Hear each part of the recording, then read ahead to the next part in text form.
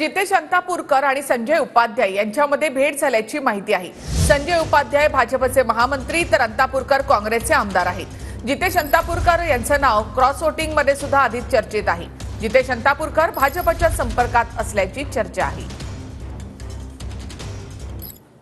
लाडक्या मित्रासाठी झोपडपट्टी दान केली जात आहे। धारावी पुनर्विकास प्रकल्पावरून ठाकरेंनी सरकारवर हल्लाबोल केलाय। धारावीचा टेंडर रद्द का करण्यात येऊ नये, उत्तर द्या। मुंबईची अदानी सिटी होऊ देणार नाही, असा हल्लाबोल उद्धव ठाकरेंनी केलाय। सरकार लाडक्या मित्रासाठी, कोणाचं मित्र तुम्हाला माहितीये, त्या लाडक्या मित्रासाठी वेगवेगळ्या ठिकाणी झोपडपट्टी योजनेतून जागा अधिग्रहित करायला लागलेले। हा काय प्रकार आहे? कोणासाठी करताय? आणि मग जिथे मुंबईचे इतर प्रकल्प होणार आहेत त्या ठिकाणाला तुम्ही नख का लावताय? अगदी वाघ नख नसलं तरी सरकारी नख त्याला का लावता आहात?